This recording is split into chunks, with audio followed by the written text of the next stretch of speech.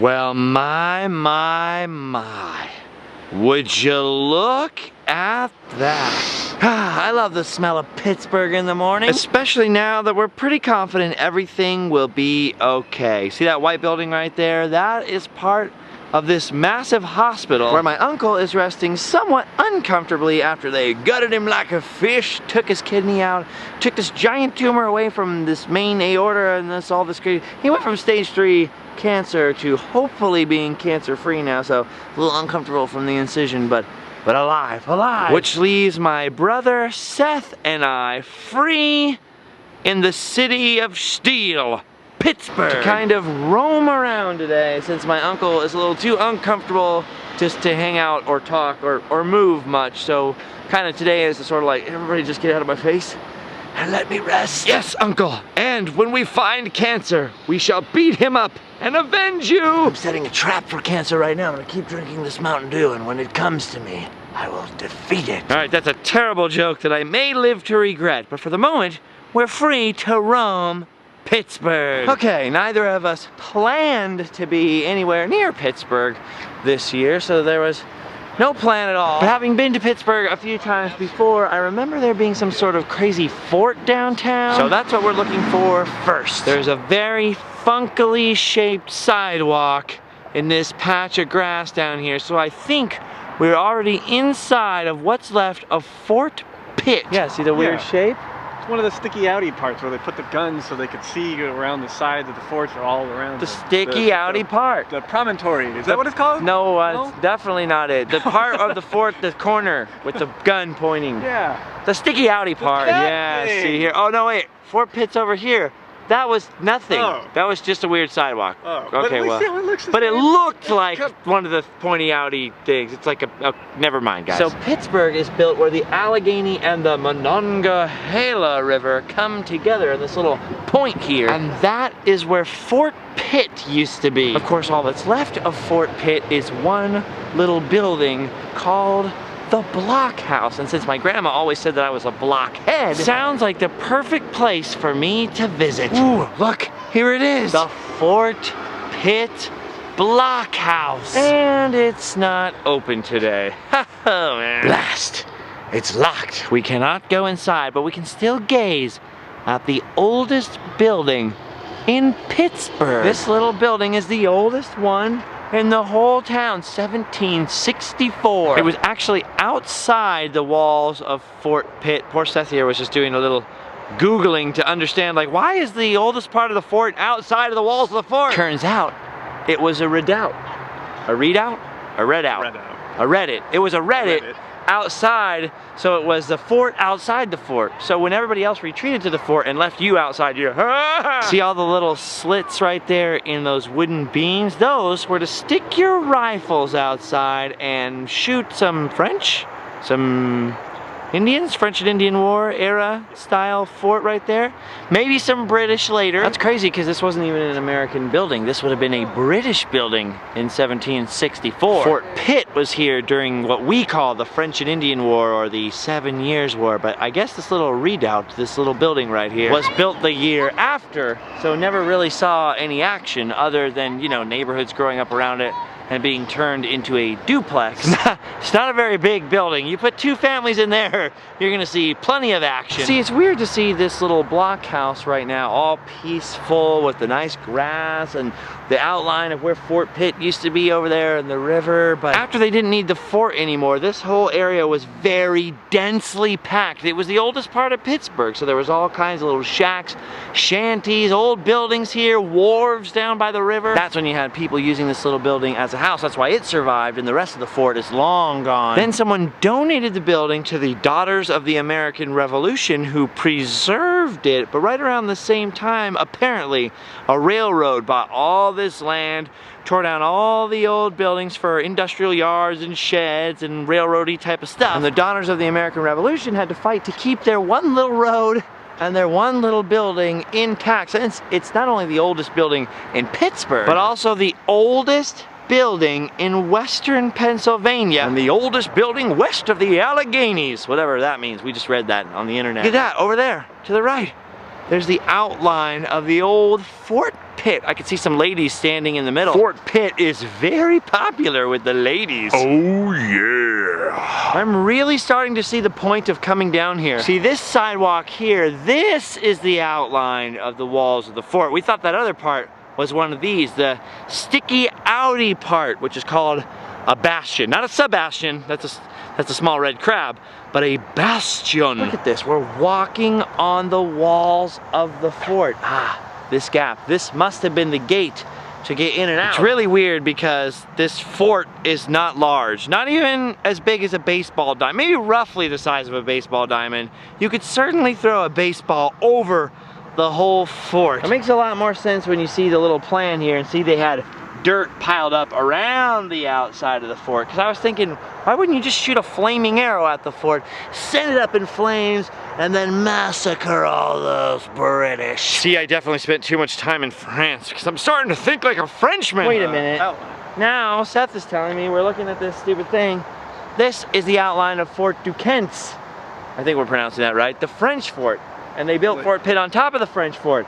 So now we have no idea what Fort Pitt looks like. Ah! You see, this is why I like to do a little research before I travel to someplace, but what are you gonna do? We're learning. We'll figure it out later. It's fine. You see, a lot of the times I travel, I'm traveling to see something I know a lot about. In this case, I just had to travel here. So I'm seeing something that I really know nothing about, but that can also be just as cool because it makes me go look it up later and get all into Fort Pitt and what happened here and the 7 Years' War and the whole deal. But whoa, look at this. Look at that. That's where the Allegheny River meets the Monongahela River.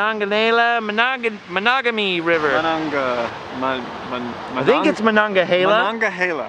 Monongahela? But if I'm getting that wrong, I'm just gonna go with the Mahogany. Where you get The Mahogany. Mahogany. So the Mahogany River comes this way, the Allegheny River comes this way, and together they go that way as the Ohio River, which then drains all the way into the Mississippi River at the bottom of Illinois, and eventually all the way down to Louisiana into the Gulf of Mexico. That's pretty crazy if you think about it. If I spit in there, it ends up in Louisiana. What a world. Over there you can just make out the incline railway, the funicular railroad up there, and then across the point over here you see Heinz Field, which is where the Steelers play and was in the movie The Dark Knight Rises, you know, where Bane blows up the football stadium and all that. Right there. So not only are we in the city of Steel because of Carnegie, we're in the city of Heinz Ketchup, and we're in Gotham City. You know, there's a lot going on in this neighborhood, and it's a beautiful day. It's a beautiful day in the neighborhood. A beautiful day for a neighbor. Would you be mine? Could you be mine? Hey, wait a minute. That reminds me. There's some other rad stuff to see in Pittsburgh, but we gotta leave this beautiful neighborhood and head downtown through some interesting, if maybe less picturesque neighborhoods, over to Smallman Street and the Senator John Heinz History Center. You got Heinz Field, Heinz History Center, Senator John Heinz. Pittsburgh's a big place for condiments, that's for sure. Actually, I should have said this part of downtown is less picturesque. All of Pittsburgh is pretty picturesque. That's why they call it Pittsburgh. My friend Adam was in Pittsburgh. Oh man, I'm losing my voice. My friend Adam was down here at this museum not too long ago to see something incredible, and it came highly recommended to me. Like, if you're in Pittsburgh and you have a chance, make sure to come to the Heinz History Center because there's something incredible to see, and not just the ketchup wagon, which is by itself pretty impressive. I mean, right? 57 good. And this too. Would you look at the size of that gun? Whoa, okay, I'm getting distracted. What we're looking for is tucked away upstairs.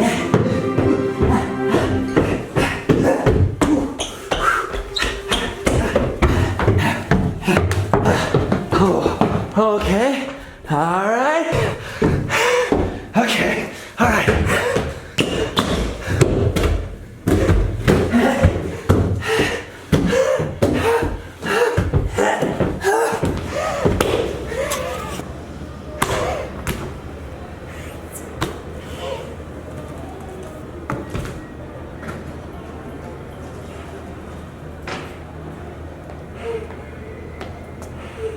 Where'd you go? Stairs. Smart. Oh boy. Look at this. That was almost worth the climb. There's all this information about Heinz. Yeah, I always think about Heinz as just the ketchup. So I never really noticed the 57 on all the labels. But look at the size of it in here. You can't help but notice that one. Turns out this gargantuan 57 originally stood for 57 varieties of pickles. They've changed it over the years. So now it's like, oh, 57 varieties of whatever, or 57 good things on the table, but 57 varieties of pickles. That's why the pickle on the old logo. Look at this. A salesman's pickle sizing sample case. Which one of the 57 sizes of pickle would you like today, huh? Look at this, I didn't know that Heinz had a mascot too. The aristocratic tomato. And I also didn't know that they owned Charlie the tuna. That's so cool. Say hi to Mr. Limpet for me. Yes, Heinz. Hashtag so much more than just ketchup. Look at this, a ketchup bottle TV. A ketchup bottle stools. Now I can catch up on my ketchup knowledge. See, I love things like this in museums because I've never thought all that much about Heinz, but I guess they do make a lot of stuff. Barbecue sauce and tomato ketchup, mustard, vinegar, baked beans. But mostly it's the ketchup. One of these tomatoes down here says Heinz sells more than 650 million bottles of ketchup every year. Would you look at the size of that sales figure? I also never really realized before it's the H.J. Heinz, the Henry John Heinz Company. And there he is. He's so handsome. You don't look like a pickle at all. Anyway, that's not the reason we're here. Let us continue onwards. Unexpected new Heinz knowledge. But we're gonna have to leave that behind us and head forward to the special collections area. Oh my gosh, I see it. It's a beautiful day in the neighborhood. A beautiful day for a neighbor. Would you mind? Would you mind? Oh my gosh. Do you know who this is? Look at this. This is one of my childhood heroes, Fred Mr. Rogers. They have parts of the sets of Mr. Rogers' Neighborhood in here. Look at this. They're configured slightly differently, but these are the real walls and doors from Mr. Rogers' house. This is the real bench Fred Rogers sat on every episode and sang the theme song and tied his shoes. Let's make the most of this beautiful day. Since we're together, we might as well say, would you be mine? Could you be mine? Won't you be my neighbor? Look at this. It's King Friday the 13th's castle from the neighborhood of Make-Believe. Two of the Platypus family. Grandpa Tiger. Corny especially. And he was especially corny with his little factory. If you don't know who Mr. Rogers was and you didn't grow up between the 60s and 2001 when his show finally stopped, he would come into his house in Mr. Rogers' neighborhood, change out of his suit jacket into his sweater from that closet, change his shoes here, singing the theme song all the while, and then just talk to us. He was the only adult that talked to you when you were a kid instead of kind of over your head. He had this little trolley that would come into his house, the neighborhood trolley, and the trolley would disappear through a tunnel in the wall and lead you to the neighborhood of Make-Believe, which of course was ruled by King Friday the 13th from his magnificent puppet castle. I loved that castle. That's not the actual King Friday puppet right there. I think that's actually just a toy King Friday puppet they put there as an example. I'm pretty sure that most of the other Mr. Rogers puppets, except for these few right here, are in the Children's Museum in Pittsburgh. My friend Adam did a whole Mr. Rogers thing. I think he went to where the TV studio was, went to the Children's Museum, but although I have no time to see all of that, I knew I had to come see the capital of the neighborhood of Make-Believe, King Friday the 13th's castle. There were so many puppets in Mr. Rogers' neighborhood. I don't remember them all. I remember King Friday the 13th. I think his wife was Queen Sarah Saturday, and their son was Prince Tuesday. Then you had Mon Père Tiger over there, and the little tiger's name was Daniel. The Platypus family, Corny especially. I can't remember what the ugly old lady was that lived in the... It was like a revolving museum, the museum go-round. Oh wait, this is helpful. Look over here, there's a picture of all the puppets. See, that's the one I'm talking about in the bottom right down there. But my favorite character from the neighborhood of make-believe was X the Owl, who lived in this tree. His neighbor was Henrietta. She lived right there in that little house. You can see the top doors of that would open up, she would appear. But X the Owl lived in that door right there. Look at, this is the tree from the show. From what I understand, the tree and the castle were also in the Children's Museum at one point, but I think the children were actually allowed to touch them, get up on them, and they sort of started to fall apart after a while. Look at this, here's a picture of the neighborhood of make-believe right there. There's the factory right there, Corny's factory. You'd make little rocking chairs and pretzels and stuff.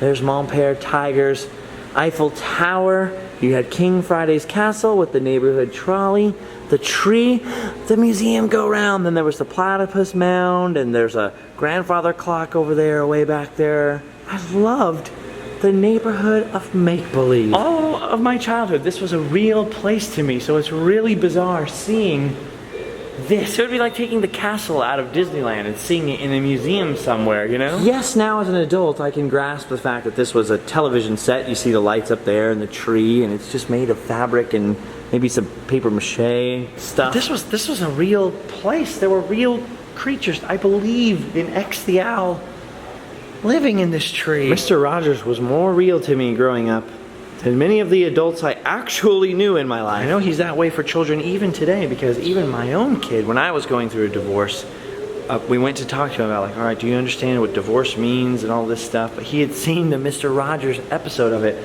I was on YouTube and said, yeah, Mr. Rogers told me. Think about that. Mr. Rogers told me. Even today, the humble, diminutive Fred Rogers is speaking directly to children from beyond the grave, as it happens now. There's all kinds of myths about Fred Rogers, that he was a sniper and that he was covered with tattoos and that's why he wore the sweater.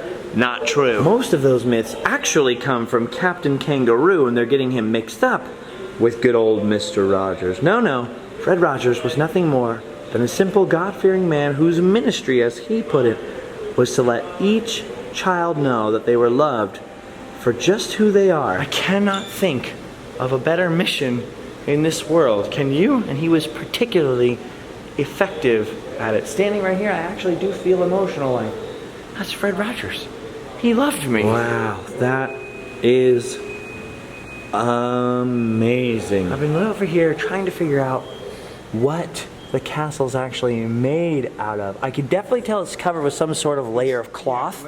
Or fabric that's sponge painted, but I think it's cardboard. It really seems like layers. Seems like layers of cardboard. Layers of cardboard. Some cardboard, some fabric, some paint, some very simple hand puppets.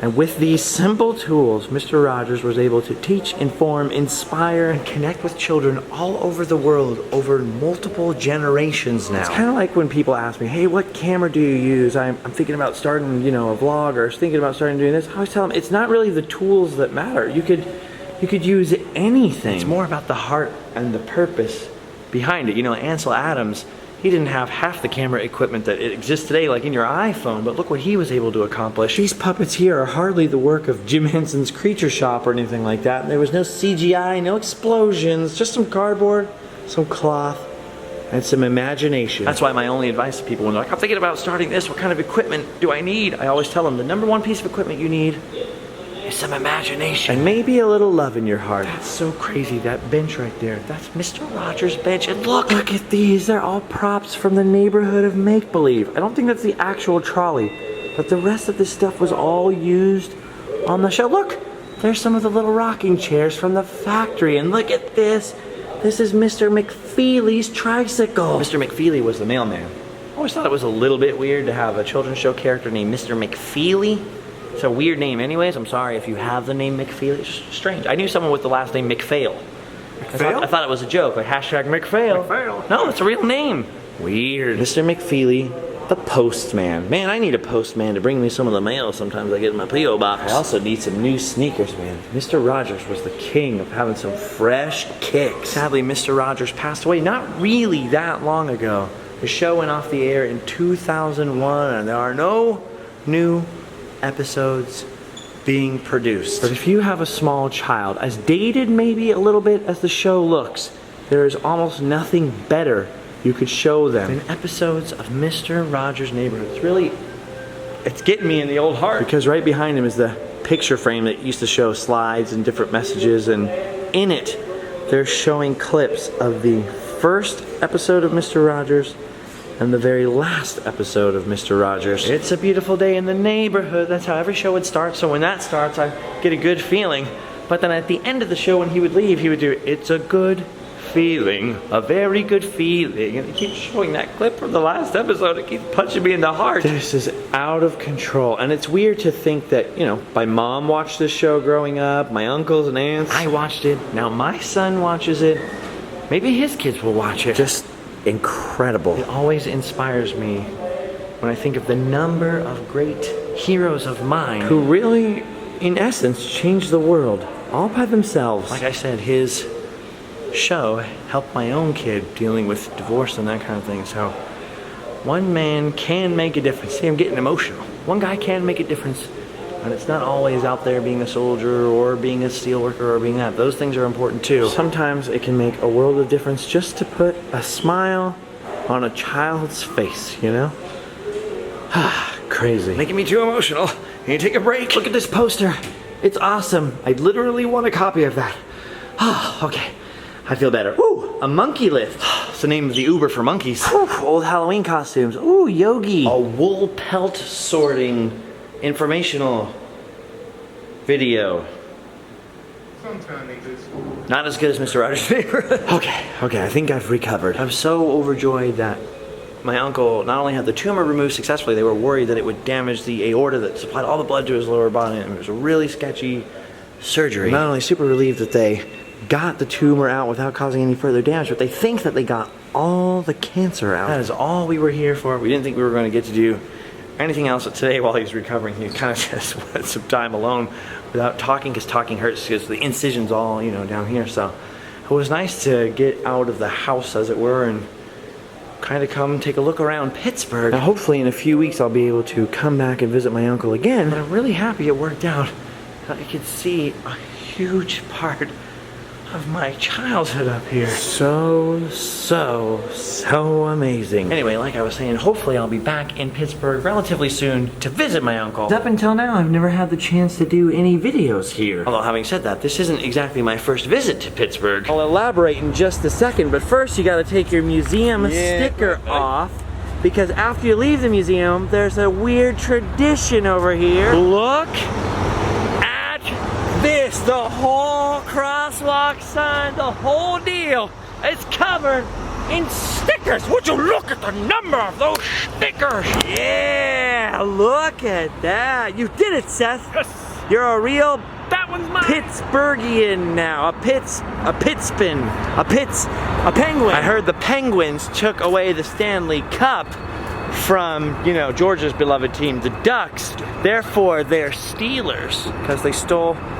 And that doesn't work, okay. Anyways, as I was saying, it's not exactly my first trip to Pittsburgh. I've actually spent quite a lot of time over here on the south side. Whenever my band went on tour, I knew that I had to come down to Pittsburgh. And a big part of the reason is right here on Carson Street. You see that little red building right there, the one on the right of your screen? That is In the Blood Tattoo. And my friend Justin right over there gave me several of the tattoos that I have. It is super weird to be back here, because I remember when they opened that place, geez, like 12 years ago. And right next door is the first tiki bar I ever went into in my life, the Tiki Lounge. Look at the size of that tiki face you walk through. It's not open at the moment, but that is one swinging hot spot in there, let me tell you. All right, pretty soon we're gonna have to head back to the hospital and see my uncle. First, I'm gonna go in there and see if my friend still owns that tattoo shop. Might be awkward. Haven't talked to him in about 10 years. But I think, at least as far as you guys are concerned, for now,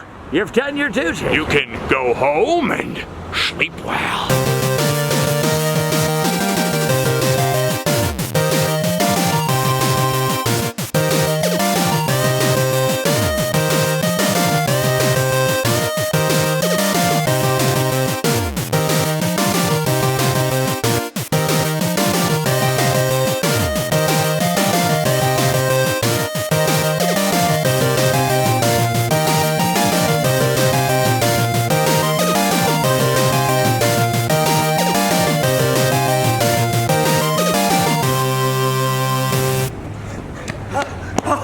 Oh my gosh, we've got to get out of here. Mr. Rogers didn't die. He transformed. Won't you be my neighbor? No, I don't want to be your neighbor. Then be my lunch.